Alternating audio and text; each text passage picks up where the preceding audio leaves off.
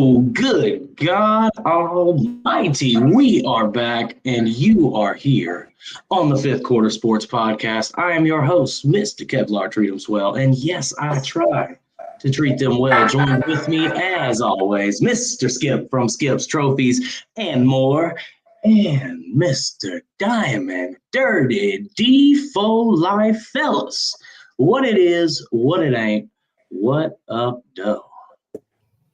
Hey, man, this is the first week in a long time that all of our teams have lost in the same weekend. I'm glad you said it because it is actually, I went back and fact-checked it, the first time in the history of us doing this podcast that all three of us have lost on the same weekend. Wow. Oh, you say history. Okay. Because I've been here since the beginning, so I did say that. Okay.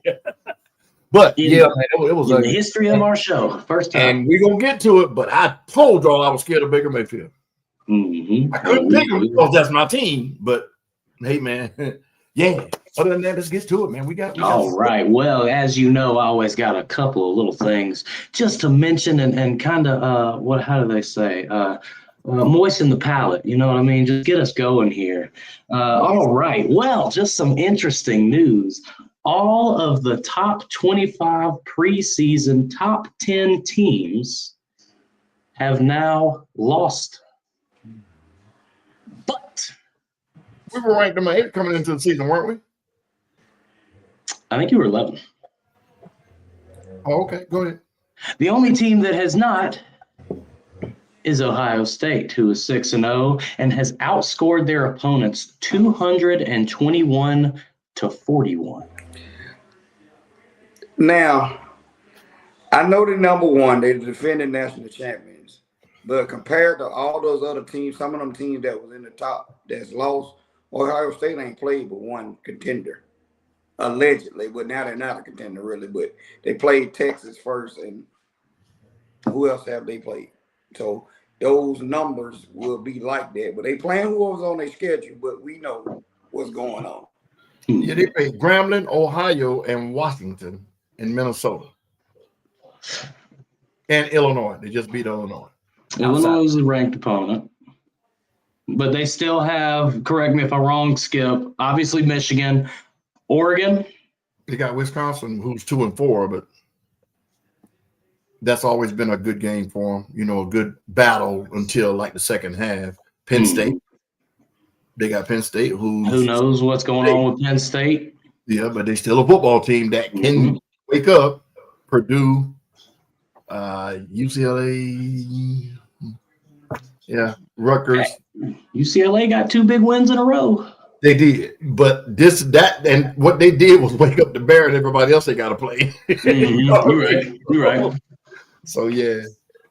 But, all right, well, let's switch on over to the ACC real quick and talk about Skip's probably most hated school, the Florida State Seminoles. And Mike Norvell, is his era coming to an end? I'm going to read y'all some titles that Mike Norvell holds at Florida State. You ready for this? Mm-hmm. First loss to an FCS program first loss to an FCS school in program history. First loss to Duke in program history. Worst bowl loss in program history. Worst single season record in program history. 8 straight losses in conference play. How much more do we need before we pull the plug on Norvell? Now, I'm going to defend him because I'm a sports addict too. Those are not his players. Now, some of them are, but when you inherit a team, you inherit all the problems with it. Now, if you want to put a Band-Aid on until you get a big name in there, I get it. But to say get him out of there because of all of these things you just named, you got to give him a chance to build something. And I think that's what's wrong with a lot of colleges and NFL teams now. You get these guys and they expect a miracle, and when it's not, you fire them and end up on them for 10 years down the road. So I feel like if you're going to go the new coach route, give them a chance. You get what I'm saying? It's easier in the pros to get your guys in there than it is in college.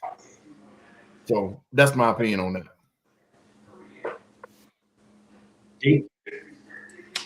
Again, I mean, that's his resume. They lost over 10 games last year when he's using the transfer portal to try to build a team and so forth. But this 0-3 in the ACC, now mind you, the games have been competitive or whatever. They've been in games, but they lost a lot of games at home also. I don't know if, as we like to say, that they ward in that first game against Alabama because everything else they've been in dog fights. That's right. So and that's what they did against Alabama. That's the only like world beaters. Yeah, they put bulletin board material, said they were gonna beat Alabama, and since then it's been nothing. The only thing out of them, they will hurt Alabama's. They resume. hurt Alabama's because they keep losing, and they're losing the teams that are beneath them. That we think that they're beneath them. You lose to Pittsburgh at home.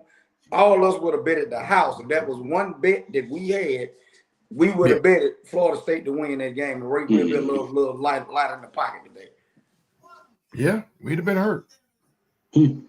All right, and this last one here, D, I'm sorry, I just got to poke the bear a little bit. The last time the Giants won on Thursday night, Eli Manning was the quarterback. Josh Allen was a freshman at Wyoming. Black Ops 3 hadn't been released yet. The Rams were still in St. Louis, and Jackson Dart was 12 years old. Damn. So we're talking about what, 15, 16 years ago? Wow. That's crazy. They had some good teams too, man. But then they didn't play a lot on Thursday nights either. Now, let's not make it sound like they play 2 Thursday nights a season. Right. They might get one a year, maybe what I mean? one or two. Right. Most. Yeah. So, okay. It makes more sense now thinking about it because the Patriots will play, when Tom was there, they would get 2 Thursdays, probably 2 Mondays, a season. So, Philadelphia gets 2 and 2. I get it. Okay. Yeah, it makes sense.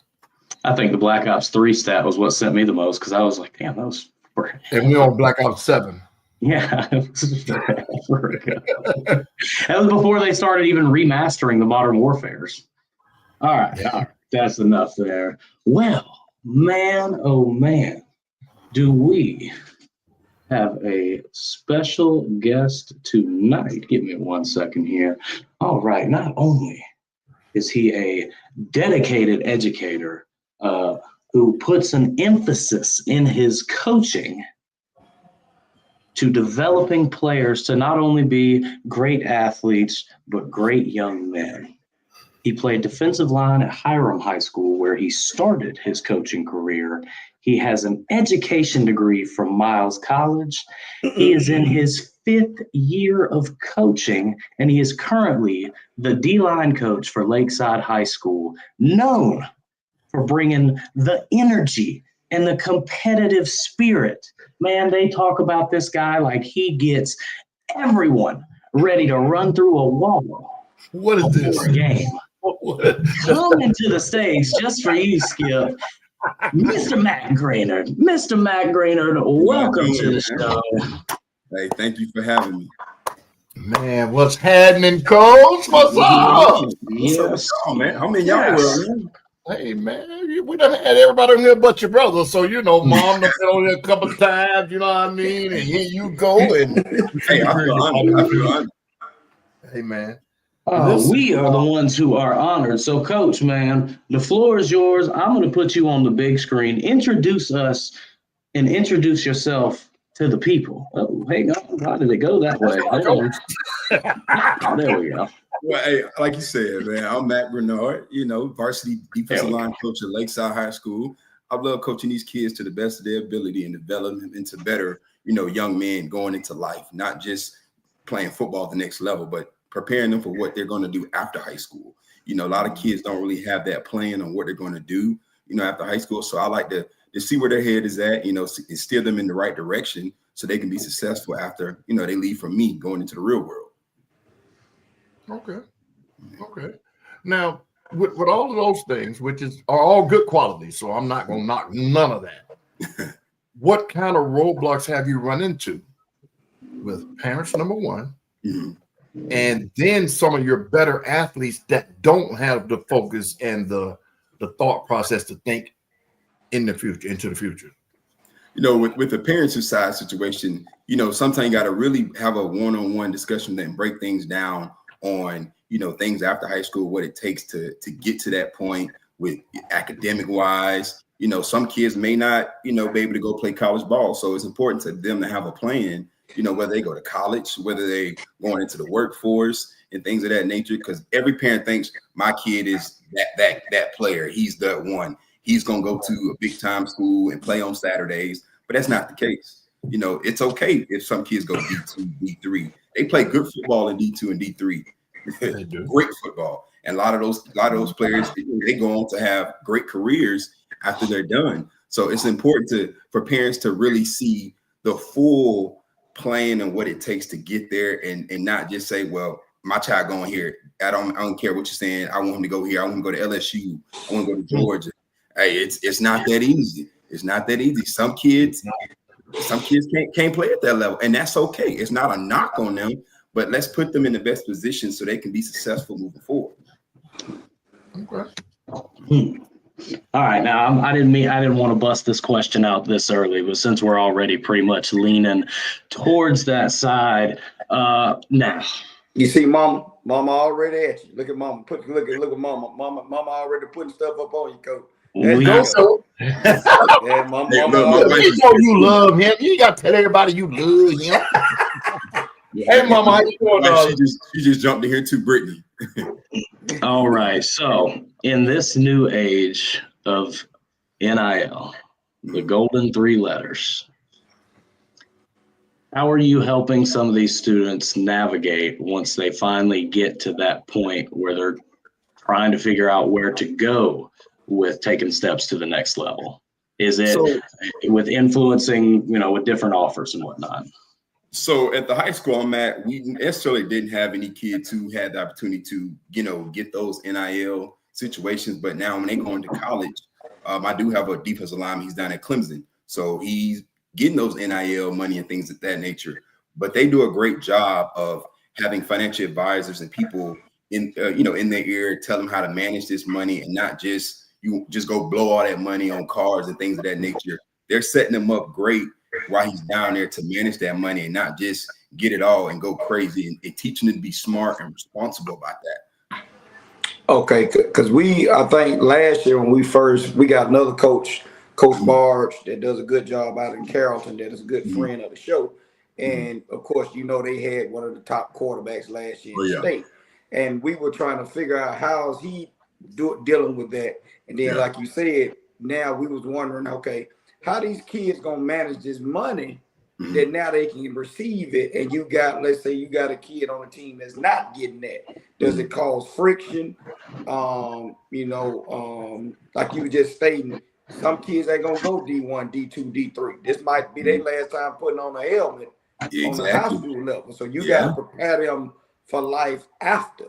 And I know it's a challenge now because everybody, social media, everybody sees the money flowing.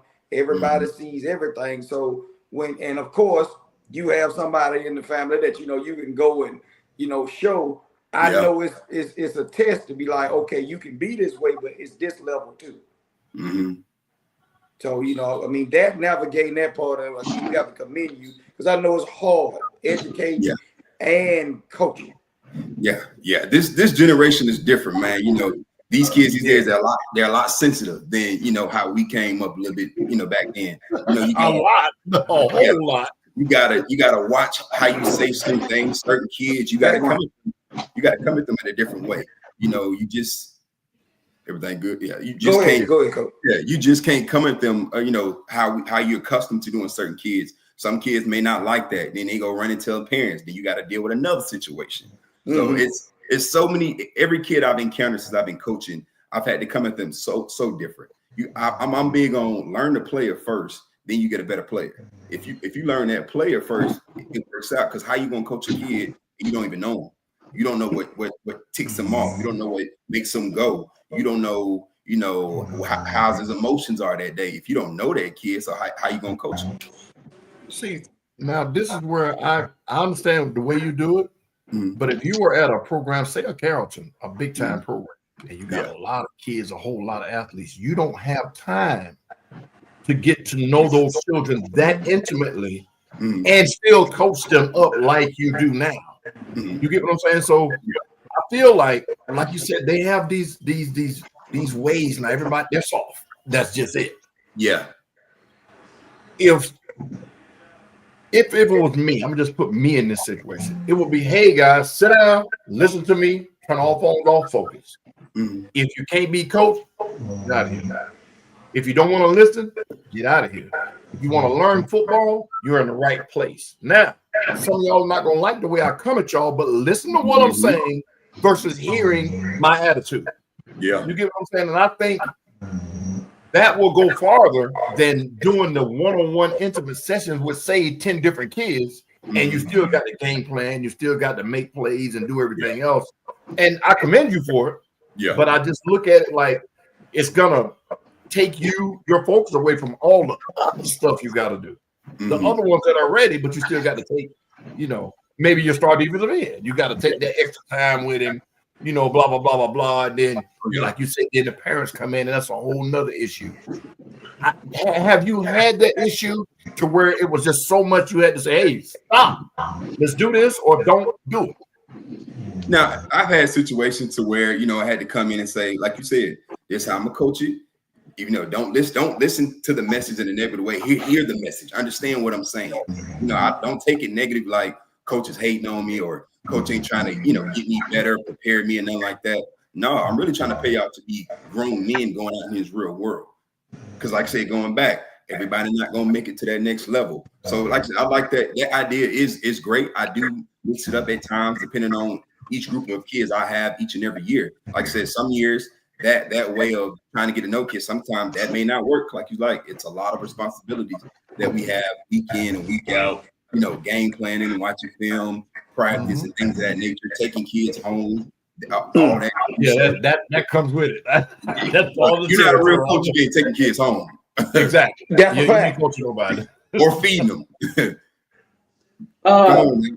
Be real. Feeding them and taking them home, that's real. Yeah. Now, I love asking this, D. I know you got a lot of questions, but this is just one of my favorite questions to ask all coaches because every coach has one. Just tell us about a terrible parent. without, if you have to cover the story, we don't want to offend nobody either, because most people that know you're gonna know. It can be from years back. It can be from yesterday. I know all coaches have a horror story with a parent. I take it back about 3 years ago. It was a kid coming to me. He wanted to learn some more different pass rush moves and things like that. And he felt like I wasn't preparing him enough. So he went to his dad. Dad came to me and saying, why, X, Y, and Z, why are you not doing this, and that, preparing my kid? But I had to break it down to him. I said, he's a first-year football player.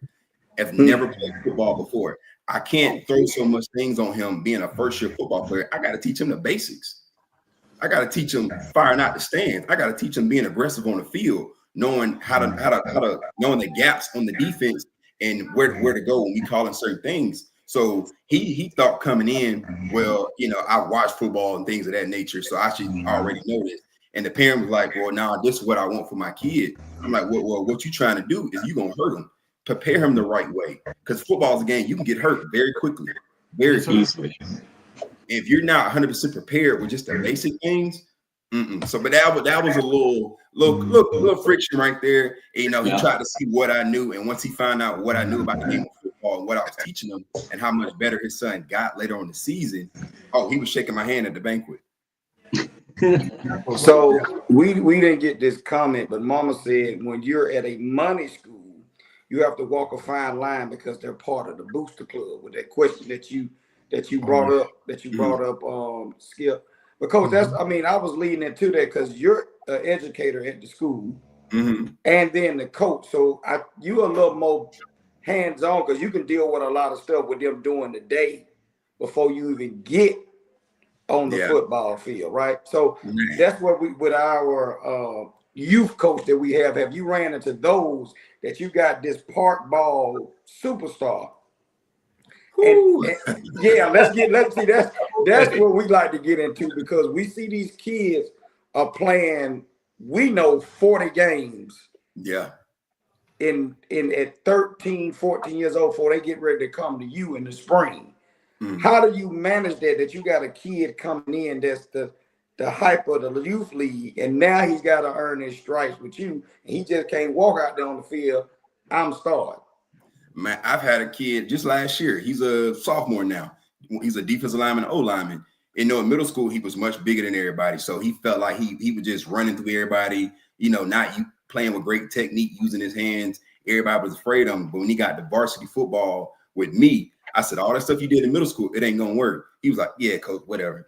I'm going to stick to what I'm doing. So his first year, it was a humbling experience. He was getting beat up, tore down, and he lost a little confidence too. He had to get in the weight room. He was like, coach, you was right. Like, this ain't middle school. These guys are strong. After his first series on a varsity game, he came off on the sideline and told me, coach, man, you went lying. This real. Varsity football is real. Good. You got through to him quick. Yeah, I know what I got to do to get better. And he's been, now as a sophomore, he's been progressing in that weight room, and he dropped some weight, got in better shape. But that mentality, because he's been dominating since park ball, middle school, because like I say, he's been bigger than everybody. So a lot of kids were afraid of him. I said, this varsity football, ain't nobody afraid of you. Nobody. We got little DBs on the team, and he's showing like, man, like, I ain't the big guy no more. No, you got to work. You're at the bottom of the table now. So now you got to work to get back to the top. So he's working, he's heading in the right direction, and I'm only excited to see where he goes his junior, senior year. That's good. Coach don't want to see you, man. He don't want to see you. Get down. It's amazing how that dog makes his cameo every week. Hey, so I had this time. Give me a little time. I had this question here, or I guess topic, loaded in our pre-show that I was going to do. Of course, now I can't freaking find it. There it is. All right. So this came down. When did I take this screenshot? Saturday. So this came out on Thursday, Coach. The GHSA is changing how playoffs work. Instead of using regions, the top 32 teams in each class will now be ranked statewide based on a formula that includes team and opponent win percentages. What do you make of all that? Honestly, for me, I like the way we are in our region, playing games that way.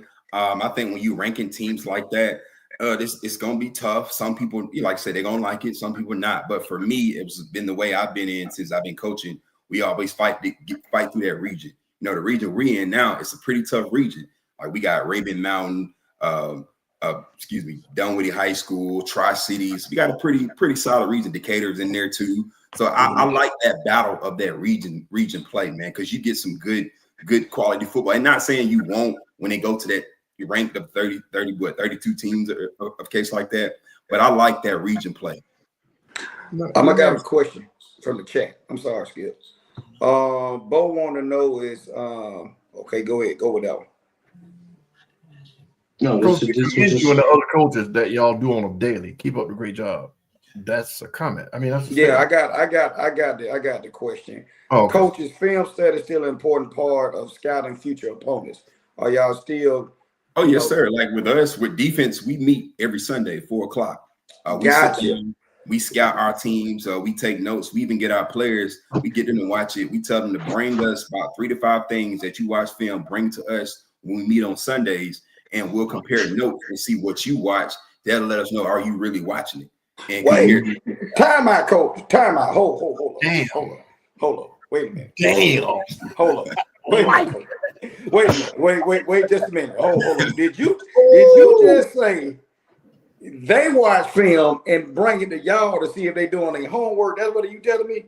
Yes, sir. Every week. Yeah, every week. Y'all are giving them homework to go home. This is the first. Yeah, we give them, and it's something simple. We tell them pick out just a handful of things that you on your position, your opponent that you playing, and send it to us. And when we meet together as a defensive, group, we compare the notes and see who's really been watching film. And that's how we'll determine what they pick up on and what we pick up on. Now, with that process that y'all put in place, this is the first I've ever heard this out from coaching. With that process, that's a way to know who you determine who's going to get a little PT. Yeah. If you prepare, yeah. even more so, it determines who's really dedicated to the game. Mm-hmm. Yeah, because You our know what I mean? defense, Because our for defense kids coordinator this tell you, age, if you're not prepared, well, how can I trust you to put you on the field? right? But for kids this age, Mm-hmm. to understand what you mean when you say, "Hey, go watch this," and tell me what you would do, or tell me some mistakes you saw that we can work into the gameplay. That's major. Because when we Wow. played, it used to be hands-on game going on. What is so and so doing to you? Did you see him doing something? Do you see when you Mm-hmm. coming on and off the field? But like you saying, if y'all from a Sunday, Monday, Tuesday, when y'all preparing for practice for the rest of the week to install the game plan, if everybody's looking at film or what techniques they need to do, that's half the battle before, so y'all can take away and do what y'all need to do as coaches. Yeah, it That's helps. awesome. Yeah, That's like awesome, Coach. right now, my defensive end just texted before I got on here. He was like, "Coach, hey, I saw what this right tackle did. I feel like if I do these certain moves, that can really open up my pass rush game when we go third and long and we bring in our NASCAR package." So they hit me up all the time about different things they see. That's good, Coach. That's good. That's good. Because the You watch. only other person I heard, and this is Dion, them talking up there in Colorado about the players were getting in trouble because they weren't checking the film that he had sent out to them to be checking. They can see how many hours they studied the film. You're the first coach we've had on here to tell us this. Oh yeah, then, like you said, we can see how many hours they watching, and we Oh challenge my. them. Yeah, we can look on the computer and tell who's been watching the film. So if they lie, all we gotta do is go look at it. So it's been working in our favor so far. That's Wild. On the high side. And that's innovative right there. So that's how the game has evolved since Yeah. we played, since Methuselah down there was playing and all that. So And what's funny, like as soon as we get on a Friday night, the huddle, that's when we watch our film. They'll send our head coach, he'll get it, he'll chop it up for us, he'll send us to it maybe that night or first thing that morning. And us coaches, we get on it Saturday morning looking at certain stuff. Then come Sunday when the defensive staff come through, oh, we already know what we about to talk about. Gotcha. Yeah. Gotcha. All right, now, Coach, let's get into it here. Coming off a bye week, right? Yes, sir. You had a bye. All right, before the bye, you had a tough loss to Chamblee. Yeah. Got Decatur this Friday night. What's different? Where have you cleaned up? Where do you feel more prepared? Honestly, we were a little bit banged up going into Chamblee, but I know injuries are part of the game. I think with that bye week coming up, it allowed us to get guys healthy and key positions that we needed.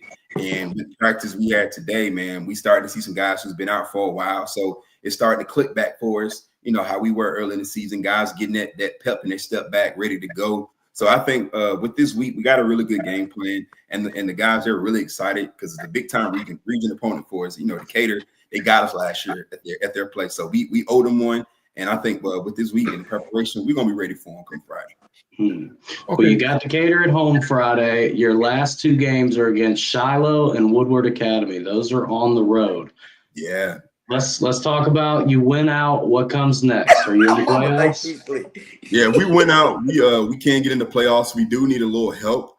Not too much, but it's just up to us. We got to take it one game at a time and just continue to win. If we don't handle our business, none of that won't even matter. We don't take care of what we got to do. I got a question for you, Coach. I ain't gonna tell you who asked this question, but it's real close. How's it having your baby brother in the NFL, and how do your players look at you? You can imagine who's asking that question. Hey, no, it's a blessing, man. Honestly, Hold on, Coach. I'm sorry to cut you off. This don't supposed to be about him. We talking to him. We don't want to talk about him. You let your other son stay where he at, man. I can tie it into me, but at least both your sons are Vikings. Go ahead, Coach. Coach. Like I said, it's a blessing, man. I pick things off his brain, and he vice versa, man. I can call him up. He'll send me certain things. He's like, "Hey, man, just out watching you guys' film. There's some things that might help you guys in your drills and your individual stuff throughout practice." He even came down to a game last year and came down to the locker room at halftime, talking it up to my guys. Like he has good relationships with a few of my former players, and even one I have down in Clemson. You know, they keep a good relationship. And, you know, he's kind of like took him under his wing and, you know, talked to him. He tried to keep a good head on him. So I that's a blessing for me, man. Like when the kids see that, knowing that I have great knowledge and I have somebody who's in the professional realm like that too, man, it only makes them hungry and want them to learn more. And he's even told him when he talked to him, hey, use me as a advantage, man. If you guys got any questions or anything about the next level or whatever, use me. And I think that's an advantage to you too, Coach, because they will believe in what you're saying because you have someone that's there. You know what I'm saying? And that's a lot of times when you have some coaches, oh, I used to do this when I was playing, oh, I used to do this. Now you got basically a statue right here that you can be like, hey, he real. And I tell my players, I'm never one of them coaches. I'm like, hey, I did this, this, and that. You know, I'm gonna give it to you real. I'm gonna break it down real. I ain't sugarcoating nothing. I ain't putting on no facade about anything. And like I said, having a little brother there, he the same way, man. He give it to him real. He don't sugarcoat nothing with him. When he talking to him, he keep it 1,000% with him. That's good. That's good. What we got, Maestro? Going to your game Friday against Decatur. You said they got y'all last year. Now, was it just a very good game and they ended up winning? Was it a lot of mistakes that could have been did the mistakes sway the game? Was it a great game? What, you know, give me some insight onto the game last year that you fixed for this year. Starting out that game, man, we came out rolling. It was 0-0 that first quarter.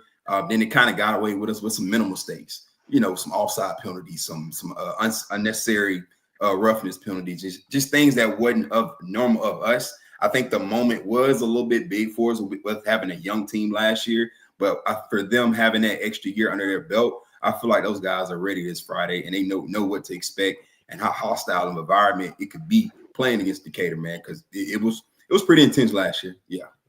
Well, we're gonna do our best to be there. Come on out, man. Come support the Vikings. Oh yes, most definitely. Maestro, you ready to get coach on that real stuff now? Oh, absolutely. I was waiting on the word. Okay. Let me go ahead and throw that right there. Actually, I have one more question before we get into the other stuff here. What's the weight program like? What do y'all got? You got a more strength training or more gameplay conditioning? What are we talking? So throughout the season, a lot of those guys on the team, they do have weight training. Our OC, he is our main strength conditioning coach. So he does a great job of keeping those guys in great shape throughout the season, trying to limit those injuries. We don't want to put too much. It's not like summer workouts where we're lifting heavy and a lot of days throughout the week. So he does a great job of trying to make sure they lift just enough, to keep their strength, stay in shape. And we just periodically do that throughout the season. Then we go into our off-season workouts. We probably start about early February, late January, and we get it going heavy. We start lifting hard. Give me one. All right, I need the top squat, top bench on the team. On the team, ooh, one of them he's hurt. I know his squat was about I want to say it was at 4. It was at 4 before he hurt his knee. Then the top bencher, it's a lineman. It's about 2 of them who float in between that 270 plus range around there. Okay. Yeah, that's good. Okay. That's good for their age. Yeah, that's good. Absolutely. It could be better, but they're working. Hey, man. You know what? One thing that I wish that I knew as someone who works out all the time now is how to work out. Because back then, I look back at it, and we were just putting as much weight on the bar trying to see how much we could move. Didn't care about form, didn't care about anything else. So, I mean, when you do it the right way, it takes time. You know what I mean? And I explained that to them. A lot of those freshmen come in thinking, oh, they get upset. Well, I can't bench that. It takes time. It takes bench, especially a bench press. See, sometimes you got to hurt their feelings. Yeah, you ain't strong enough. Yeah. Well, hit them with this. So this is a real world stat. Only about 1 in every 50,000 people can bench press 225 pounds. He would know. He's a resident. He would know. When you, a 405 squat is about the same stat. Skip, now when you add in total world population versus gym goers, amongst gym goers, when you're looking at 225, that's a warm up. Yeah. But world population, 1 in every 150,000. 50,000. That's a lot. That's a lot. Coach, I got one more question before we move on. That's a good one. And this is one when you were playing to the kids that you're coaching now. Are they bigger, faster, stronger now, or were they bigger, faster, stronger when you were playing? Because we went to a lot of games. Now I would say they are more skilled than we were. Yeah, they're more skilled, but it's like now the kids look a little leaner and faster when we were big and bulky. And I agree, because back then when I was coming up, it was all about that weight room. Like you had to be strong, getting it and lift. Like you said, these kids these days, they're a lot more athletic and more lean bodies and things of that nature. Like you see a lot of linemen are not just big guys no more. You know, they're more lean and try to be more athletic. Even the I was having a conversation with a coach. I said them days of seeing those big linebackers like in 240, 250, you don't see those no more. Now they're 210, 215. I say they are definitely bigger, faster, stronger, but we were athletic. Yeah. We were able to go between positions and learn it on the fly versus now you bigger, faster, stronger, everything comes easy to you, so they got to control you. Versus we were more, I think we were just more athletic than they are. Yeah. Back then, we wanted it more. I tell them all the time, we wanted it more. We wanted it. Yeah.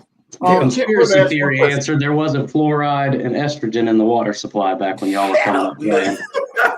That's all I'm saying. That's all I'm saying. That's why the bones are brittle. Go ahead, Skip. One more question. Kent Render asks, why are the kids tearing their ACL at a young age, in your opinion? I honestly, man, I think with a lot of kids doing so many sports at a young age, like a lot of our football players, they playing 1,000 AAU games and travel baseball and not really giving their bodies time to recover from each sport. Once they get done with one sport, they jumping into something different. Man, you really got to give your body time to recover. That recovery is important. If not, you're going to see those injuries like the ACLs and shoulders or those things are like that. You really, athletes these days, especially at the high school level, they don't fully understand the importance of recovery and taking care of your body. Yes. Yeah. Yes. That's something. I'm not even an athlete, and that's something that I struggle with. Taking a day off, it sucks.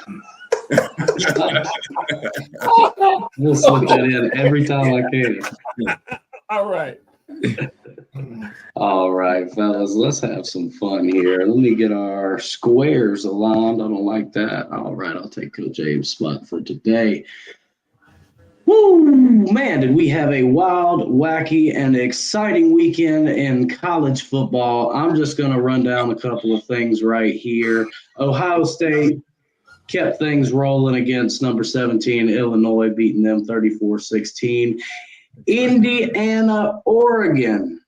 I was the only one on this show who said the Hoosiers were going to pull it off. You only did that because you just wanted to. Don't make it sound like I told you, Kirk Cignati is building something. Indiana has a good coach, and I like that for that reason. He's building something really good up there, and I picked him. I told people, don't be surprised if they beat Oregon. The only caveat was I would have went with Indiana. It was just because they were playing in Oregon, because I seen how Oregon played against Penn State. They don't look like the same Oregon that was running around out there in that other division, because now they're playing in a physical type, slow type division, and they're going to figure out if we slow the game down, we can beat them. Oh, yeah. Get physical with them. Football is still one in them trenches any day, wherever you are. Still one in them trenches. All right, Texas A&M took down Florida. I think we kind of expected that. I was hoping to see a little bit more life out of the Gators because, as we know, Billy's trying not to get thrown in the swamp here. Yeah. All right, man. Red River rivalry. There we go. 2025 has been renewed. And are we surprised that the Texas defense came out and held number 6 Oklahoma to just 6 points? No touchdown. I'm really not, because the guy is coming off a broke thumb. and he tried to come out there and play. You could tell that he's still hurt, and he forced his way out there on the field, and he ended up hurting his team with the 3 turnovers. Now, I'm going to say this. Manning still don't look as they want to say. They got on TV, Skip, and said he played a year and a half, 2 years in college. But what I'm saying, I don't like how the commentators say he played a great game. He threw for 117 yards. Like, what are y'all talking about? Some of them commentators, you gotta just take them out. They don't really know it. Sometimes they don't really know football for real. They just saying stuff like that. Yeah, but that's their token player. That's the chosen one. Yeah. So as long as he don't throw 5 interceptions, that's their boy. That's their boy. So it's coming. Yeah, it's truly coming. All right. Ole Miss gets into another shootout. I believe every game they've had this season has been a shootout that comes down to the last minute. They won against Washington State. Alabama, Missouri, man. D, you say it all the time. When you get on that Columbia-Mizzou field, some weird shit happens. And yes, I have no idea what it is, but Alabama pulled it out and got the win 27-24. Yep. D, you are frozen on the screen. They're fighting because of I think it's more of their history they're fighting for now. Yeah. That whooping they took in the beginning of the season kind of like let them say, hey, man, which way are we going to go? We already know we're on the downside of, this dynasty type thing that Nick had. But let's not do it like that. So I think that's what it is. And people don't give enough credit to Bama's quarterback. Ty Simpson is playing some good football. You got to give him credit. He is playing some really good football. He got those guys really competing hard, and you can tell when you got your players playing hard for your quarterback. Man, Alabama they looking pretty good, man. They looking really good.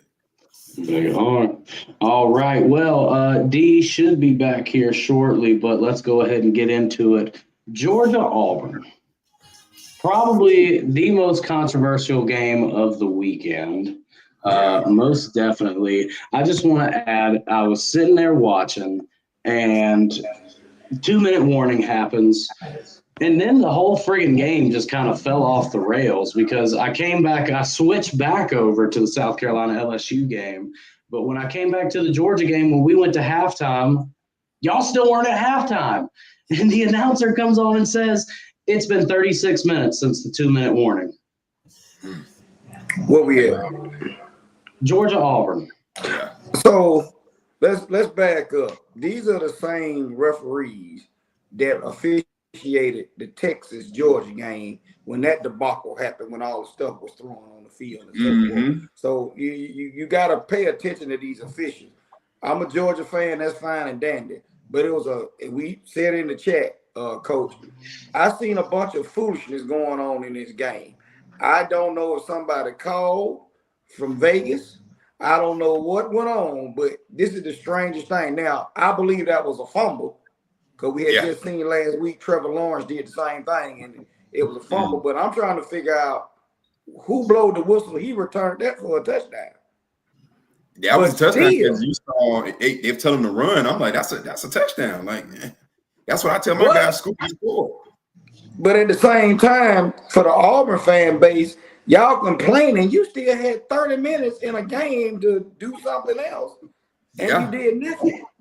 And that's credit to that DC. They had a great game plan in that second half. They made great adjustments to really just shut down Auburn's offense in that second half. Auburn really couldn't do nothing really in that second half. From the way they looked in that first half, you'd have thought Georgia was gonna get the doors blown off of them. I did. I've finally figured out Kirby Smart's game plan. He comes in these games, and we always come back, and when we're talking about it before or after the fact, we always come to the conclusion of Georgia playing with their food, letting these teams hang around or letting these teams come out and put up a lead on them. That's the plan. Kirby Smart is the king of halftime adjustments. Hang on, think of it like this. D, let me finish here. Every team is gonna come give you their best. Every team you play is gonna throw everything they have at you. I think Kirby comes in and says, you know what? Let them catch a lead before halftime. Let them dominate us for a second. Get a big head. I'm going to do what I do. They're going to show their hand. They're going to show their hand in these first 2 quarters to give it everything they got to beat Georgia. And as soon as they think they've got it, they're on the hook. Kirby Smart crushes souls. Go ahead, Coach. Go ahead, Coach. Let you go first. I see what you're saying, but I feel like if you ask Kirby Smart, of course he don't want to come in early going down, 10-0, 17-0, because there's going to be times they play a team when they get to that playoff time, you ain't going to be able to turn it on in the second half and think you're going to come back and dominate.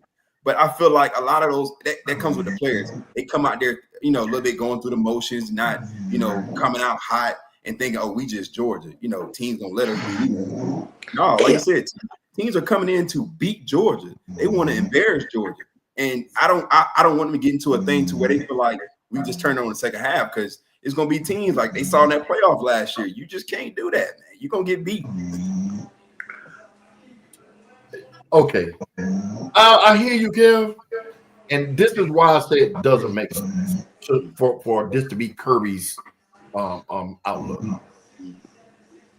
If they are a second half team, like Kent says, they should be scoring 20 to 30 to 40 points in the second half if they just turn it on, because now they figured them out. Yeah. They could not overcome a well-coached Alabama team because of that same reason. So if they're playing with their food, they can't play with everybody there. You know what I'm saying? So I don't think he goes into it saying, let's just let them run over and figure it out. Then I'm going to make these adjustments. Then we're going to come out like gangbusters. Because there's this word. It's called momentum. And ain't nothing you can do to stop it when the right team has it. So I don't think he thinks that way, but him having the talent he has allows him to make these adjustments. You get what I'm saying? In the pros, that wouldn't work. Then another thing, like with them trying to turn on the second half, they can't do that this weekend. They got a hot Ole Miss team coming to Athens and who can score a lot of points very fast. And that's what I was finna bring up. Ole Miss doesn't have a defense. Well, what I was finna say to you, Kev, to your point, this is a long time, and I'm gonna use Alabama and Georgia on the defensive side of the ball, that you don't have a standout stud that that our offense is scheming to stay away from that dude. You see what I'm saying? Now, 52 for Georgia, he's gonna be a beast at the D-line position, but you don't have an elite pass rusher on Georgia's team right now. You don't. C.J. Allen is a good linebacker, but he's not a standout. Oh, we got to stay away from him. You have no one in the secondary. KJ is a good name, but on the outside corners, you don't know nobody that can say, we're not throwing over there. You know what I'm saying? Georgia ain't had a guy up front like that since Jalen Carter. That's what I'm saying. So you don't have that stud, and what it looks like to me, you might be saying they tipping their hand, but everybody's offense has been working on Georgia all year. Yeah. You know what I'm saying? And I'm talking about that little child offense that Auburn had. If you go back, they scored 10 points. That game could have got out of hand. And that's what you saying Kirby, he knew, okay, this is all they got. We got to figure out the offense. Y'all just hold them, and we'll get this offense together. My problem is the offensive side of the ball. If I see that wide receiver screen again, it's costing me a headache every time. Coach, how do y'all, when y'all looking at teams like this got to be like, okay, here comes the screen. Man, look, we on the sideline. I'm snatching the headset off. Here come the screen. It's coming the screen, man. Like, because Georgia killed me. They run that. I'm like, stick to your bread and butter. Run the football. Punish them guys, man. When you see when they run the football, Georgia dominates. You got 3 or 4 different backs you can roll in and wear a team down. And Skill, the second half, we seen formations out of Georgia that we ain't seen all year. Man, come on now. Same thing I was telling you in the pre-show about my team. Some of these formations that y'all 4th and 1, you don't run split backs. No, you can tip off the linebacker which way you going if you got split backs. But I think you got to really play football now. But again, I get it. You're 100%. But that's what I'm saying. We gotta keep it rolling here, D. Go ahead. We got a few more games to talk about from this past weekend, and then we got to move into this weekend's games. All right. Tennessee, Arkansas, man, just like every other year, comes down to the freaking wire. Tennessee takes it 34-31. Georgia Tech rolls over Virginia Tech 35-20. And another one, as I predicted last week, the USC Trojans put the Wolverines in a cage, 31-13. Yep, that's exactly what I was shocked there. I didn't think USC was going to do that.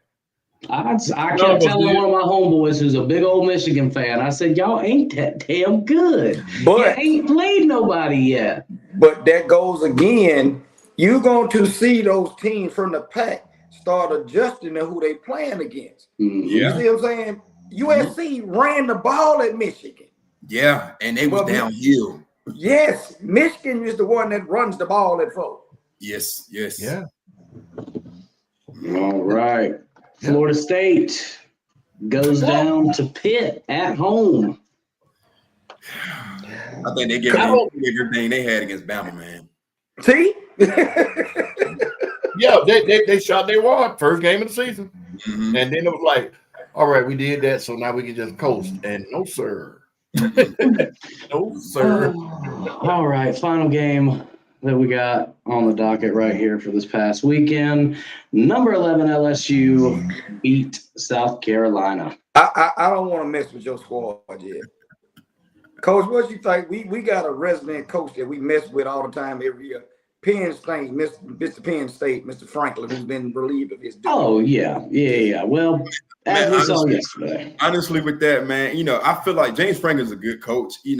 It's unfortunate they lost those games like that, which you just can't lose when you're a top team like that, Penn State. But we all know when teams get to lose like that, especially at these big-time schools, it's going to go back on the coach every time. But I feel like it's going to be a time you got to hold these players accountable for how they're playing. They get paid now in NIL. Hold these players accountable now. $49 million buyout. He got $49 million to get fired. They're paying him $20,000 a day.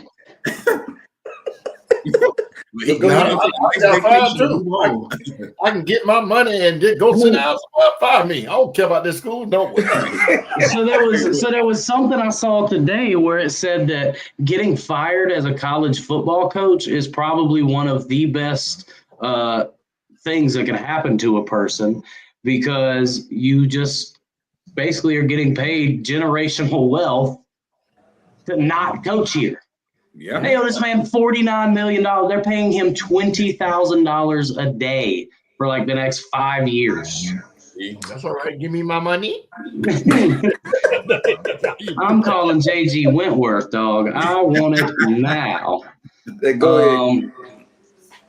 All right. So you want to go? Now you ready for my squad? Yes. I just had to get it. Well, South Carolina Gamecocks went into Death Valley, and let me tell you, the only thing that could have gone wrong went completely wrong. Our offensive line never got off the bus. I think they were still in Columbia waiting on the kickoff at Williams-Brice, because we had 13 penalties, 10 of them committed by the offensive line.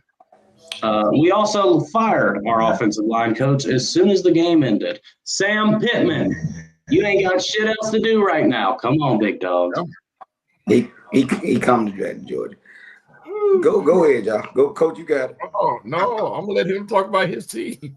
I just said have an offensive line. Every time we got to the LSU side of the field, we would start putting a drive together. We would get to their 40-yard line and get 2 false starts in a row. And I hate that for the coach losing his job. But when you have little stuff like that, that's just a lack of focus. Not being on one accord, because offensive line, y'all got to play as a unit. You're not just one person. All 5 of those guys got to play together and know their job and execute it to the best of their ability. But it's just unfortunate, it goes back onto the coach. Well, we do have a lot of injuries on that O-line. We only had 7 offensive linemen total at that game. And that's hard. And and 5 of them were playing. And our center got hurt. So the second string, or the 3rd or 4th string center came in, we only had one backup guy left. Everybody's hurt. Oh yeah, you now, Kev. If you would have let us, we would have knew this for the game. I didn't know that. I didn't know. They didn't. Shane Beamer does this thing where he doesn't let anything slip about the injury report until it comes out Thursday afternoon. When it comes out Thursday afternoon, that's what it is. But now watch this. Every college football team has 100 players. They only dress 50 plus, whatever it is, 52, 53, whatever it is. So for them not to have players on their practice squad ready to, get their shining moment, that falls on the coaching staff. Yeah. You don't go out of town to play nobody with, what you say, 7 linemen? 7 offensive linemen.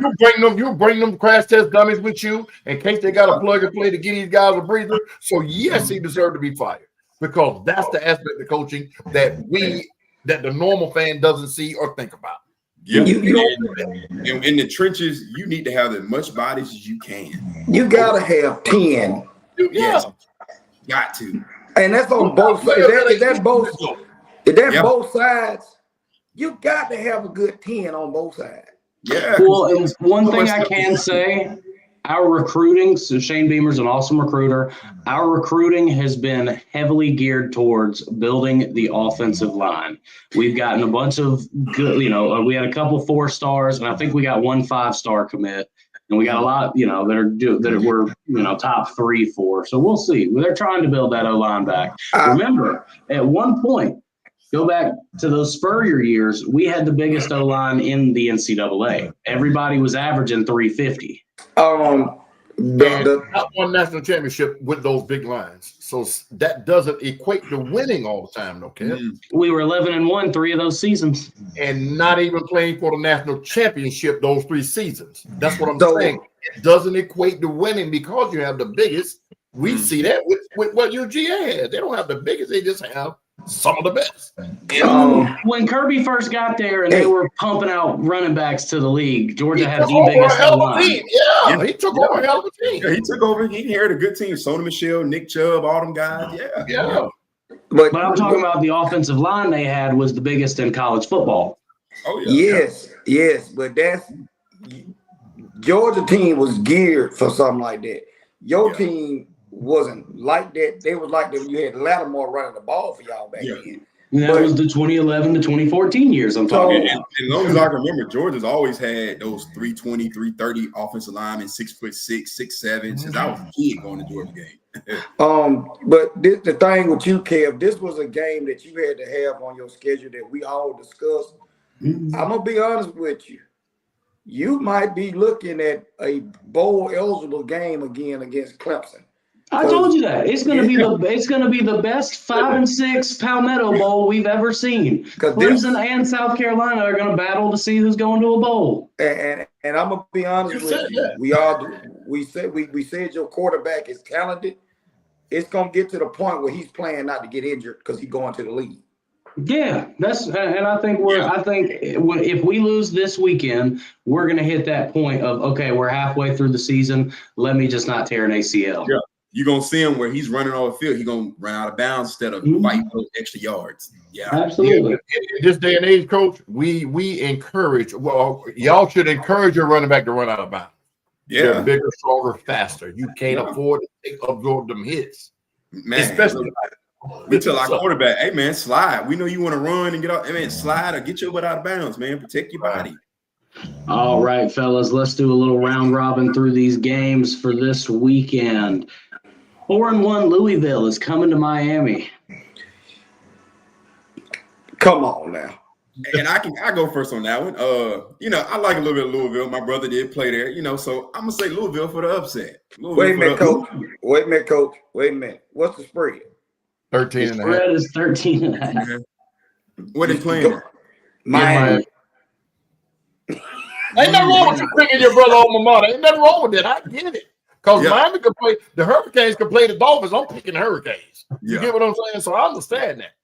But that 13, that 13 points is a lot. Yes, that 13 is like 20. Yeah, I'm gonna go for the upset, Louisville. I'm gonna go for the upset.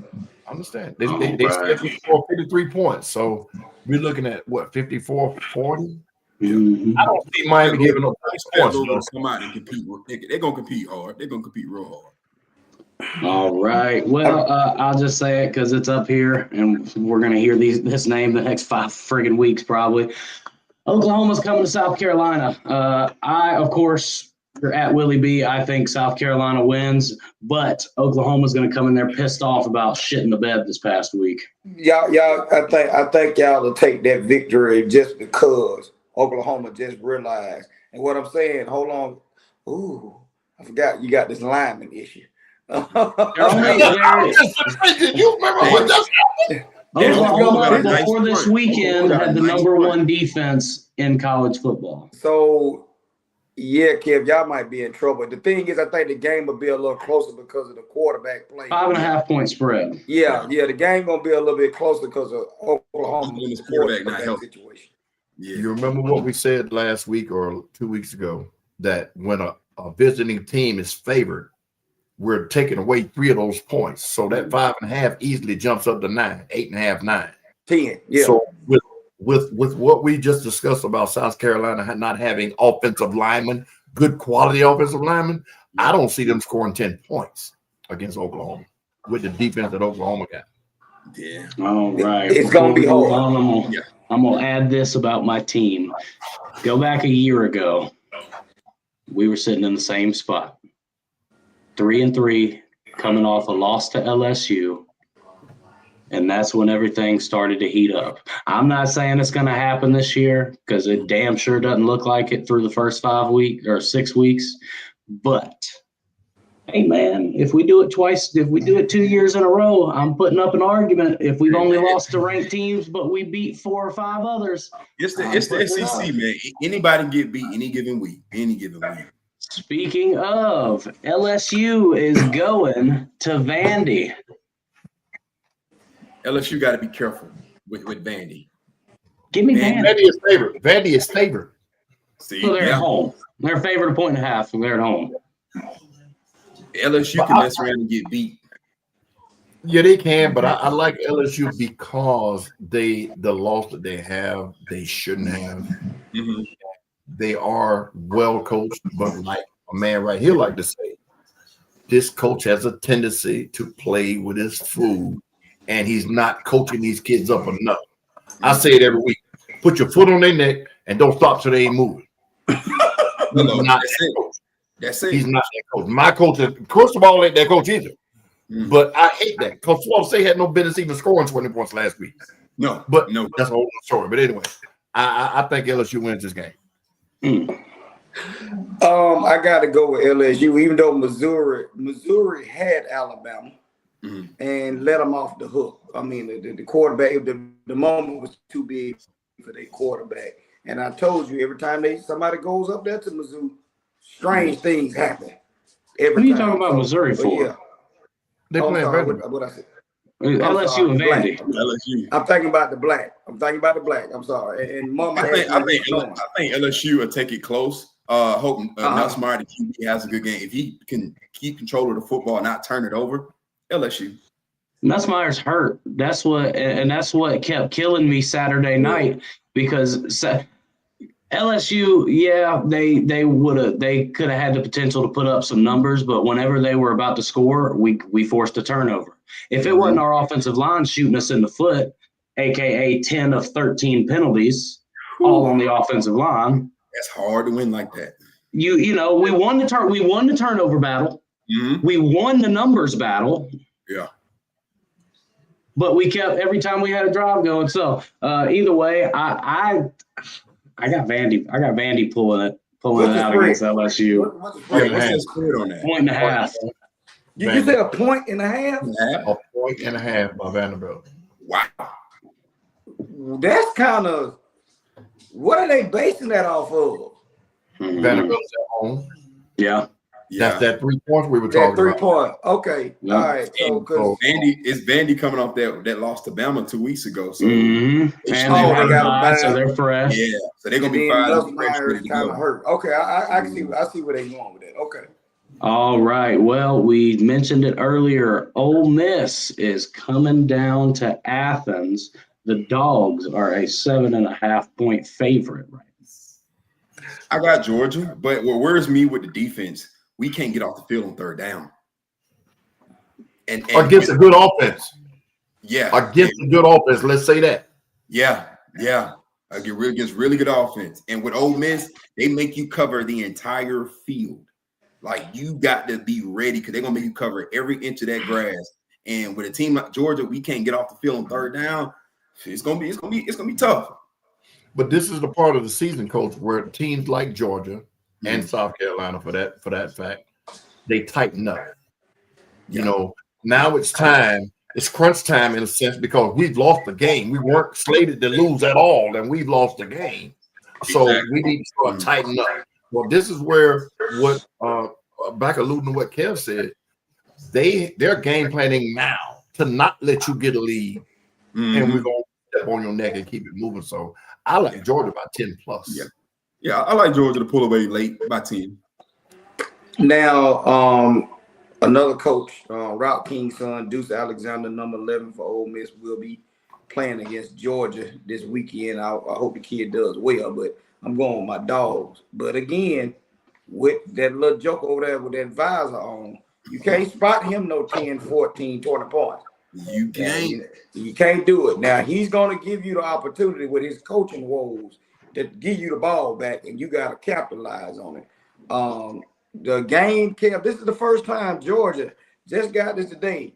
They're going to split the sections in the stadium. Red will be here. Black will be on this side with the gray stripe in the middle. This is the first time I've seen this. I've never seen it. Yeah. A lot of teams do it. All right. Kev, real quick. I'm looking at all of the games. Do y'all know Georgia Tech is favored to lose to Duke? What? Duke is favored by 1.5. In Duke.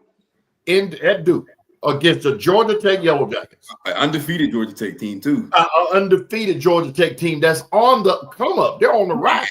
They're playing. Skip, you know what? I'm going to tell you, they've had a lot of close games. They've had most of their games have been pretty close. I mean, they went to overtime with Wake Forest a couple of weeks ago. Yeah, but you favor them to lose to Duke? Duke is not no push. They ain't no pushover, Skip. They 4-2, dog. And Georgia Tech is known to go wet the bed up there too. Mm-hmm. Duke we'll see. I think the Ramblin' Wreck pulls it out, but and I feel like Coach Key at Tech, he gonna have his boys ready to play. Yeah, they gonna Duke has lost to Tulane. Real quick, Kev. Duke has lost to Tulane, and they've lost. Why does it say they lost two? Oh, they lost to Illinois. Okay, a ranked team, and then Tulane. We know Tulane's always a slippery little guy. Yeah, and Green Wave can come in and mess some things up. Yeah, that's kind of tricky. Yeah, I'm blown away by that one. But go ahead, Kev. I'm sorry. All right. Well, I was just going to say, give me Ole Miss. I believe that their offense is going to be too hot for Georgia. And like you said, Coach, it's going to come down to those third downs. But it's going to be a tight game. Ole Miss is, like I said, Ole Miss, every game they've been in this season. Now, if the game goes to overtime, I will never bet against Georgia in overtime. I gotta throw that. I never bet against Georgia in overtime. We saw that with Georgia Tech last year. And Tennessee earlier this season, because as soon as Tennessee missed that kick, I said, oh, yeah, Georgia just won. That took the life out of them. All right, well, in the SEC, we also have Tennessee going to Alabama. Alabama favored by 8.5. I think Ty Simpson's hot right now. Give me Bama. I see that being a high-scoring game because Ty Simpson's playing really good football, and Tennessee can score really fast and a lot. So I think that's cool. You might see one of them 30, 35, one of those high-scoring games. They're calling 58.5. Exactly. I'm gonna take Tennessee, and it's just because I'm taking Tennessee because the reason again, it's not a dog over there on that Alabama defense. Now, number 5, they got a freshman guy, number 5. I think he's playing safety. He's playing corner. He's a 6'2", 6'4" corner skip. Very talented or whatever, but we still don't have a dominant pass rusher or linebacker that puts the fear in anybody's heart that Alabama has. Yeah, Ryan Williams keep dropping balls. Go ahead. Definitely that. But now watch this. The key to a great team, not just a good team, is if everybody do their job. That's it. If you have a team where you got this one player, the team goes as he goes, we see those teams not winning.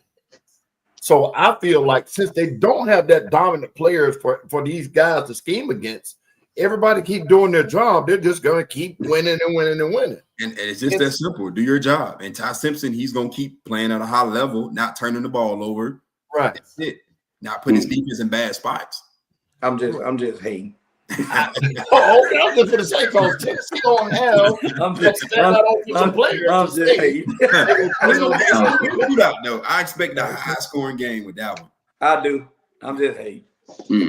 All right. Well, last one that we're going to get into for this weekend. Number 20 USC coming off the big win against Michigan, going 4-2 Notre Dame. I think Notre Dame is. I think they're going to be right. I think USC rides high from the victory, and Notre Dame gets them. Yeah, I got Notre Dame. They playing up there in South Bend. Mm-hmm. Notre Dame. Yeah, no. You know what? They got Notre Dame by 9. 9.5.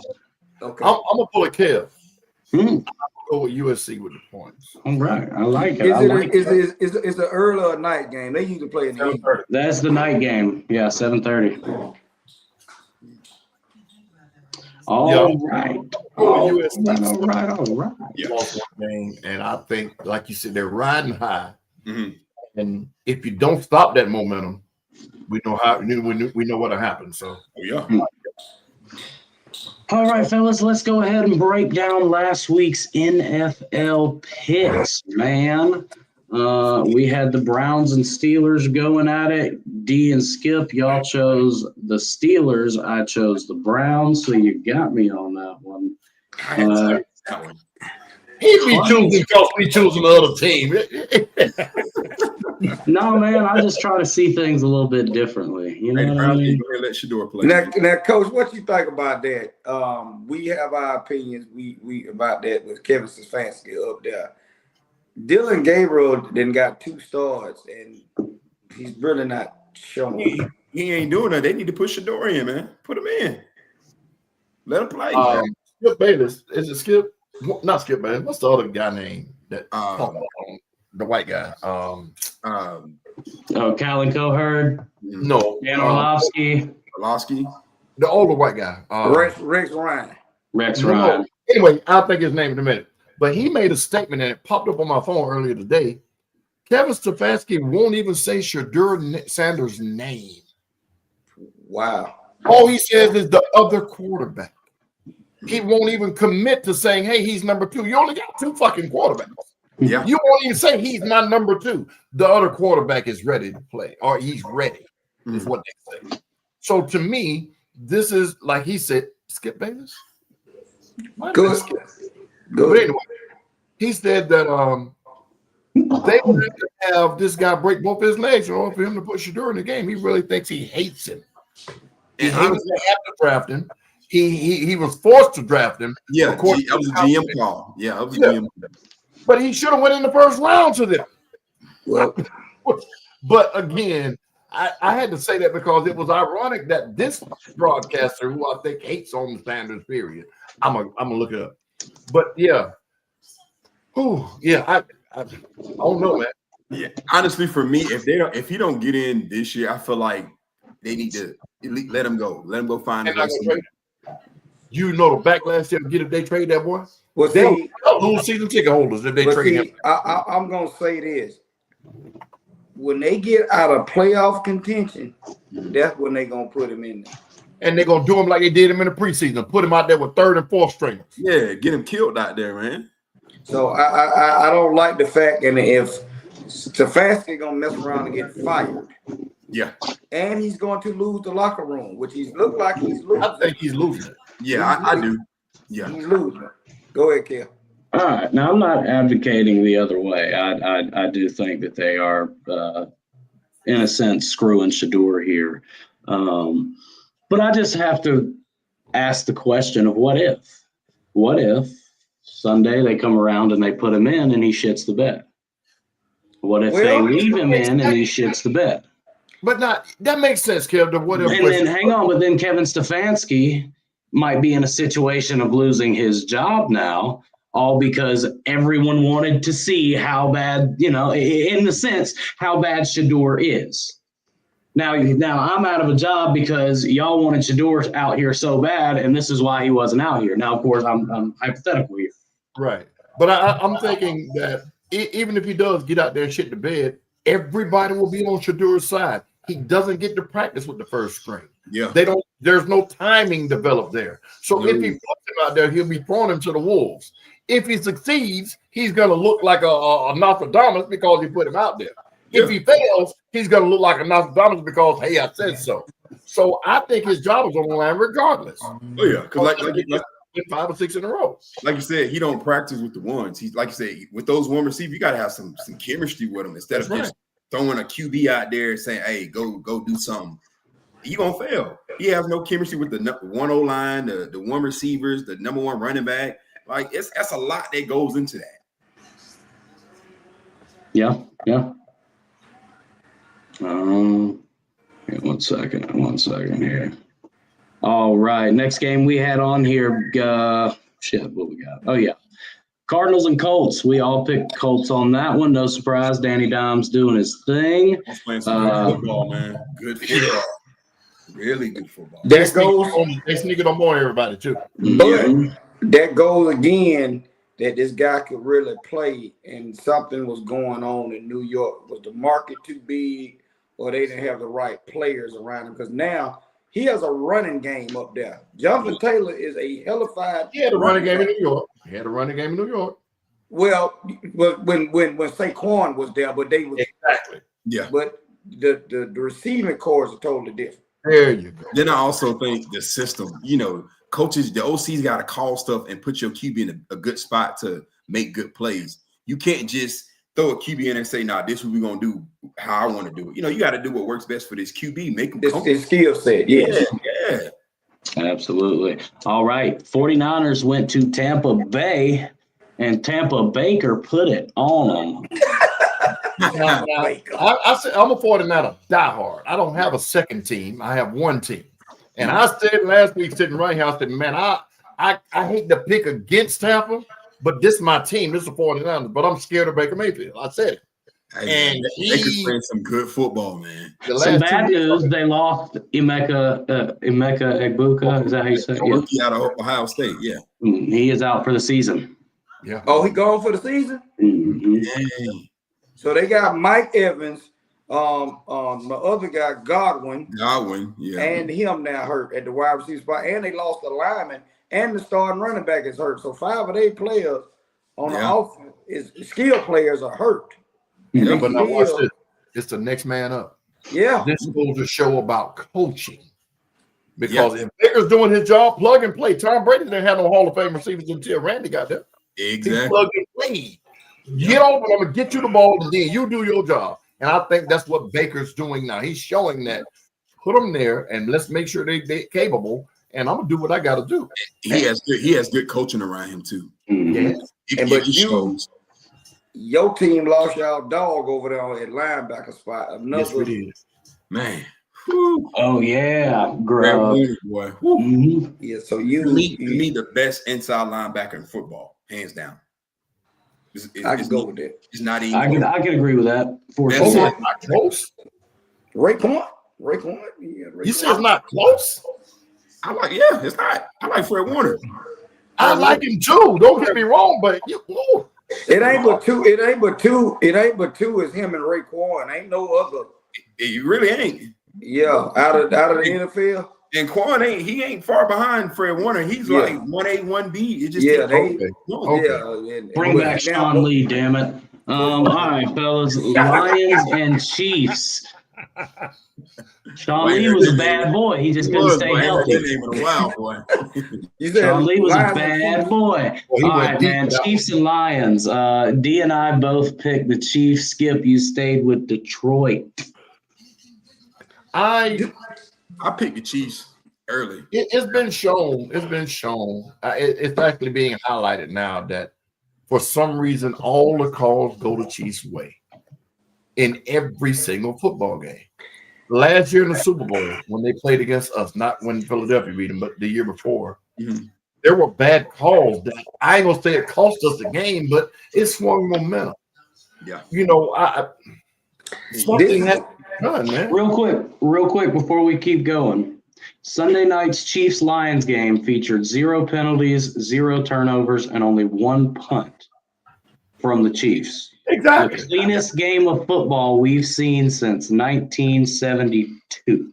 For one team. That's what. Yeah. For one team, yes, that's what I'm saying. But you're saying it always seems that the Chiefs don't get these calls. Seems like they don't get called against them, and then they'll break film down and show all of these holding calls, and then the ref is 2 yards away.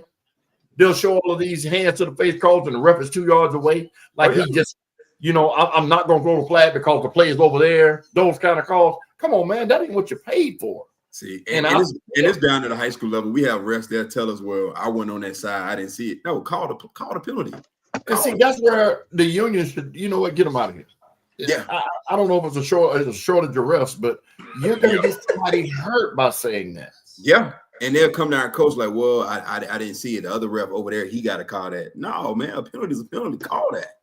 Thank you, Simon. That's interesting, Coach, that you say that, because I know as a coach on y'all side, a ref on y'all side that y'all have to talk to communicate to the white hat. But it kills me that they seeing the same thing y'all are seeing. Yeah. And like you said, me and Skip have been on the sideline at games. And here the ref is joking and teasing with us, and he be like, oh, that buddy call over there. Yeah, they'll say that. What are you talking about? And they can't give you a full breakdown on what they're trying to tell you. They're just like, oh, they'll always throw it on somebody else, and that's the ref over their job.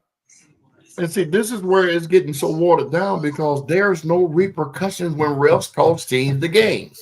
Not at all. Especially on the professional side. If you make a flagrantly bad call, you lose part of your paycheck. You can be fined. You can be suspended for a week. Have some repercussions to these just blatantly bad calls. Or Skip, just pull them out the field and replace him right then. Yes, they have a whole nother squad ready to go. Oh, yeah, they be in the locker room waiting to go. But now watch this. The ref in New York, the guard, so to speak, that can look at everything, I blame them too. Yeah. You can see it. You have the ability to instant replay. Just like that. Exactly. And you're not saying, hey, hold on. That's wrong. Yeah. Blah, blah, blah, blah, blah. It's like I've made this point in the past, and you said that it would undermine even a reason to have refs on the field if New York can just come in and replace and reverse anything.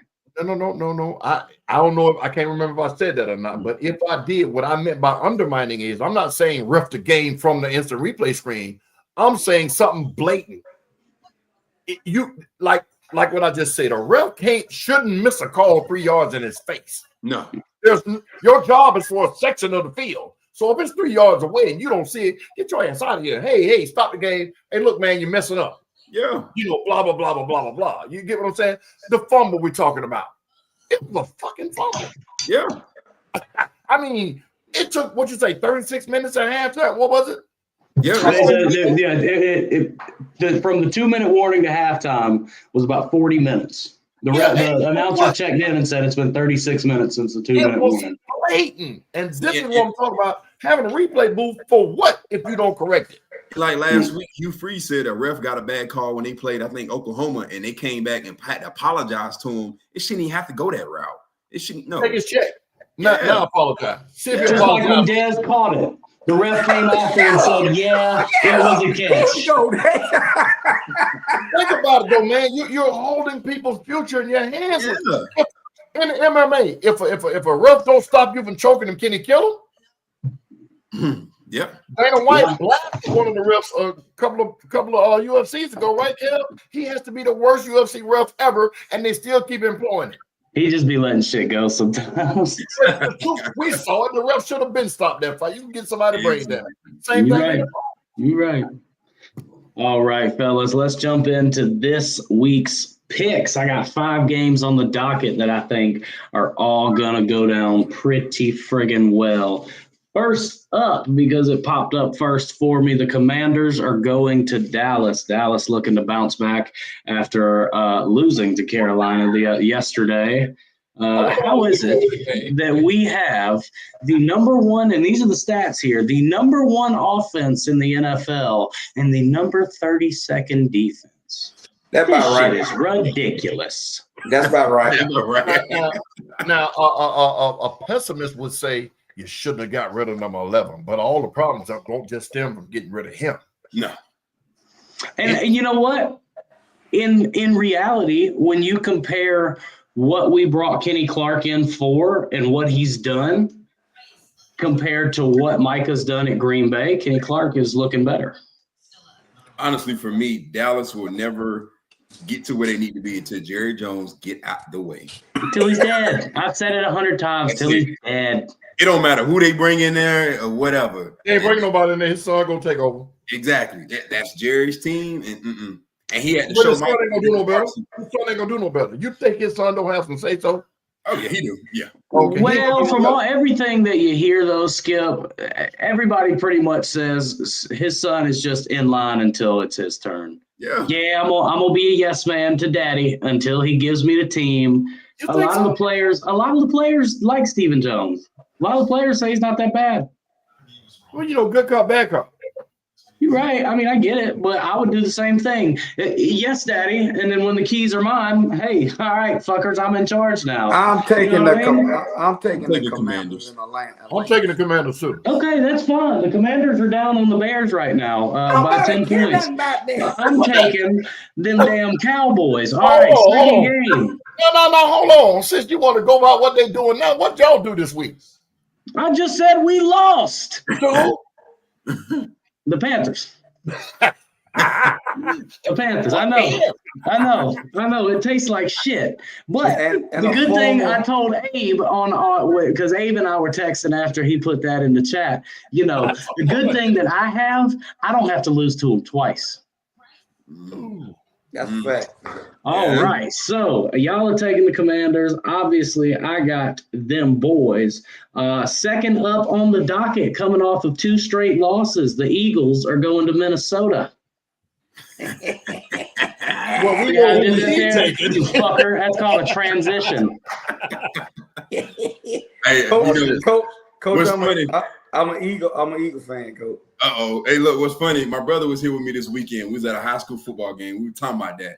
I say, man, the Eagles offense, they frustrated. So this is a game for y'all to have a game on the defensive side and you really get off. He was like, I'm already knowing. So don't be surprised if 5-8 and that defense have a day.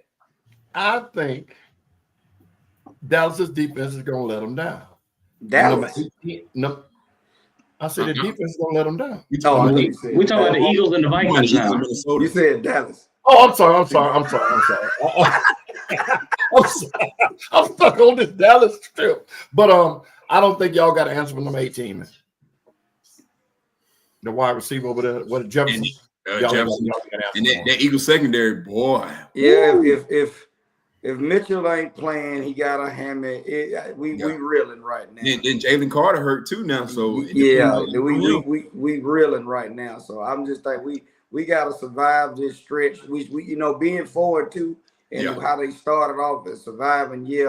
But this can easily get us in some trouble. A 3-game losing. It could put y'all into a losing season. The only caveat, if Wentz is still playing, being that he's a former quarterback, they're gonna have to be licking their chops to get at him. Then I think right now Minnesota is getting healthy in some key positions with that bye week they had, and we know with the talk when he was at they getting healthy at the right time. So I wouldn't be surprised they have a day. Yeah. I'm gonna say we're gonna see a reverse from the Eagles here. I'm gonna say it like this: the Eagles aren't gonna do a damn thing in the first half. Vikings are gonna jump out ahead. And then the Eagles defense steps it in the second half, and the offense finds a little bit. I still got the Vikings winning. Look, I tell you right now, if Minnesota get a lead, you open the door for them pass rushers for Minnesota to eat. I still think that Minnesota wins, but the problem all season has been the Eagles play a first half and then they just go home after. The turnover battle wins the game. Yeah, but that didn't equate to too much last week because there was a couple of teams that won a turnover battle and still lost. But in this case, because of who's playing quarterback for Minnesota. Yeah. Yeah. And right now the head coach he hasn't named a starter yet because JJ's getting healthy too. So but on that other side, we talked about the D-line, licking their chops at Carson Wentz. You think Carson Wentz ain't sitting over there going, hey, watch this, you sons of bitches. I might have won y'all a Super Bowl, but watch what's about to happen here. Because you got Nick Foles. Yeah, Nick Foles. He's on the bench. Whatever. Minnesota Richardson and Mario That's Addison. That's even more. And TJ Hawkinson at tight end. So they gonna be they got outside of their running back situation, they got some lethal weapons in the passing game to light up our secondary. So I'm trying to survive and move on. Hey D, the point spread is they got 1.5 Philly. Again, I'm trying to survive and move on. Hey, look. Yeah. All right. Colts are going to LA to play the Chargers. 5-1 Danny Dimes against Harbaugh and the 4-2 Chargers. Ooh. Where they playing at? They're in LA. In LA. That shit don't matter. That's a shared stadium. Spread. 1.5 LA. I like the Colts. I'm taking LA. Yeah, I like LA. How would you say, Skip? I like the Colts. They're on the uptick, man. And like I said earlier, they're sneaking up on the NFL. Yeah. Nobody expected 5-1, and they're playing good football across the board. Yeah. So and their defense, they're getting pressure with their front. Exactly. And I love Harbaugh. Yeah. But I just don't think he's ready for a consistent good football game from the Colts on both sides of the ball. He gonna be extra motivated. That's when he was captain comeback. For the Colts when he were their quarterback. Yeah, but he ain't playing. I You can't call no Hail Marys every play either now. Okay, so but I mean, you got Danny Dimes versus Herbert. So if you looking at it, you would bet Herbert to outshine him, but Danny Dimes is playing. Not the way Danny been playing. I don't know about the outshining part. Danny been balling, man. I give him that. He been balling. I mean, Herbert is a better quarterback. But right now, no, I would take Danny Dimes over him right now. Okay. Right now. All right. The 49ers are coming to see the Falcons. No, they're going. No, the Falcons going out there. Oh shit. I'm sorry. I wrote that down backwards then. Yeah. Either way, Falcons are going to San Fran. What we got? I'm taking the Falcons because this has nothing to do. This has nothing to do with you, Skip. It's just part of what. No. Let me finish. It has nothing to do with you, Skip. It's just part of how we grew up. We don't cheer for the 49ers. They used to beat the hell out of the Falcons. They used to beat the hell out of the Falcons when we were little. I agree with that statement. Yep. They used to beat the hell out of the Falcons all the time. But I have so much respect for San Fran and that organization because so many legends came out of there. But I gotta go with the home team. You gotta go with the home team. That's what we have to do. Yeah. Skip, it's all personal at you, dog. Give me the Falcons. Respect. They tried to bullshit with you over here, talking about it ain't nothing against you. No, it's all against you, player. Damn him. This San Fran, they dang near hurt in every other position. We banged up. Last year was injuries. Yeah. But not once did I say, boy, if we had had both, if we had had McCaffrey, nope. That's one thing about San Fran. They don't make excuses. They keep playing. Next man up. But what's so funny about that is the Falcons will go out there and let them go 35 points with all them injuries. Yeah. Mac Jones will look like go against Carolina. Brady out there. Yeah. All right. Atlanta's known doing that. They'll make a quarterback look great. Mm-hmm. All right. And next Monday night, one of the two games, we're just going to go with one. The Tampa Bakers are going to play the Detroit Lions in Motor City. As much as I love what Baker Mayfield has been doing, man, I think Detroit is going to be pissed about how they were cheated against Kansas City. Yeah. Yeah, I expect Detroit is favored by 4.5. With the engineers that the Bucks got, I gotta go with Detroit. I'm gonna go. They going to Tampa or they coming to? No, they're going to Detroit. I'm taking Detroit. Yeah, Detroit gonna come out rolling. Yeah, they're home. Yeah, but they got too many offensive injuries of key players from Baker, and Baker just can't do it all by himself. And they usually don't lose back-to-back games with what name coaching up there. Campbell. Yeah. Yeah. All right. Well, I said it week one. If we've got Tampa Bay on the docket, I can't pick against Baker. Give me the Bucks. And now, if it get close, man, don't be surprised if Baker pull one of the magic tricks out of his head. If it get close, they're gonna win. Because Jared Goff is notorious, and they said it Sunday night. They said this Lions team is not built for comebacks. No. They are built for having a lead and playing around with some play action and screen plays after that. Yeah. So I just think that the Bucs defense will be able to keep this somewhat close, within that 4 to 7 point range. Yeah. Well, if they do that, Kev, I would switch my pick. Yeah. Just don't see it. But remember when Baker was here last year, first game when they played the Falcons, and they lost in overtime or right at the whistle or whatever it was. It was a real close game, and Baker, it was overtime. He didn't get a chance to get on the field. Yeah. And they showed his face, and I told y'all that next Monday. I said, "Man, they woke up a demon." Yeah, he gonna let that happen no more. Oh yeah, yeah. So I love him, man. But if it's about 7 to 10 points going in the fourth quarter, watch out. Now the spread's 4.5, so they're giving the home team to 3 as well. So take it a touchdown. You know what I mean? And I think going into the fourth quarter, Baker Mayfield down by a touchdown, I would never count that out. Oh no. It don't matter who he got at wide receiver. He just got that it factor. Yep. Yeah. All right. Well, Coach, man, we do something here at the end of every show called The Last Take. That's basically where I'm going to put you on the big screen, let everybody see that face. Anything you got that you want to say before you get out of here, let folks know where they can see you, let folks know where they can find you, where they can support the team, all of that. It is your time to shine.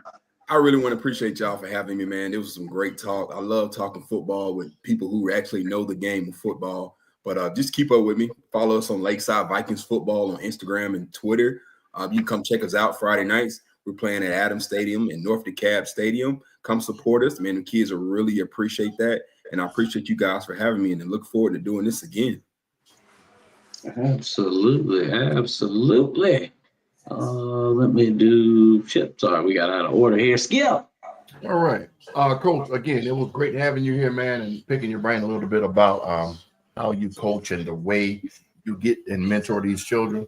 You've given us some insight on what you guys are doing that's innovative because we've never heard this happen at the high school level.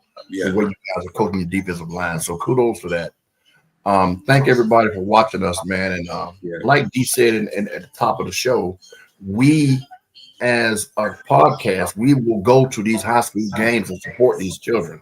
Yes, we go to the youth games and support these children, and then we report back, good or bad. We're going to talk about the good that these coaches and these kids are trying to do. So we'll see you Friday night, Coach. And yes, sir.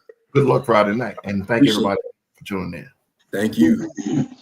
Again, everybody, appreciate you tuning in. Coach, I commend you. Yes, sir. Being an educator in the education in the school system, I know it's challenging outside of football. You being a coach with the kids that you have to deal with on a day in, day out basis. Your salary is not enough for what you do. Yes, sir. On a day in and day out basis, and I know it. And also I have to keep saying, hug your loved ones. Mental health week or whatever it was, and the things that some people go through, and you never know. So, Coach, you never know the kids that you out there around that you're mentoring. Not only as a coach, a father figure, a positive man in their life. Yeah. You don't know what some of these kids go home to day in and day out, and what the game and sports or football do. So, I commend you, and like I say, you will see me Friday. I'm walking to you and bump you. Yes, sir. Come on out there. Now I will go ahead and let you know we are a little bit bougie in the fact of when we come to Lakeside High School, we are going to have press badges. We ain't talking to nobody until we get onto the field. You know what I mean? I expect a full tour of the weight room and training facilities, and at least a 3-course meal before we leave. Hey, All right. Look, we give the Lakeside a welcoming way. We got you. All right. Well, we got our own press passes now. We're gonna look official. Oh yeah. Hey, look. Y'all going on field, yeah, right? Yeah, That's what I'm saying, because we're gonna walk up and they're gonna say, "Who are y'all?" We're gonna go like that. When the security walk straight on the sideline. Just like this. Oh man, well, to everybody who tuned in tonight, thank you so much. Coach, thank you so much for taking time out of your busy schedule. I know it is a weeknight, it's Monday, it's the start of the friggin' week. D. And kudos to the momager. Oh yeah. 100%. Shout out to 100%. Love y'all both. Yes, coach. You got to give them women a prop now. For Yeah. You're gonna get beat when you get off of him. And now look, you got I like to keep a happy home. I like to keep a happy home. Shout out to the wife. Love you, baby. Go ahead, Kev. I gotta make sure he stay out of trouble because you know it would. I got you, coach. Yeah. Good looking out. Well, let me go ahead and throw this right here. 12:24 left in the game. The Falcons just set up to kick a field goal to take a 10-point lead, but the field goal was blocked and recovered by the Bills at the 40-yard line. Here we go. All right. Once again, Coach, thank you so much for coming on the show tonight. We cannot wait to have you back, man. This was great conversation. We had a lot of fun.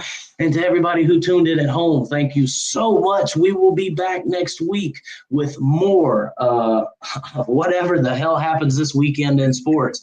But until we meet again, please make sure that the beer stays cold and the wings stay lemon pepper, baby. We are out.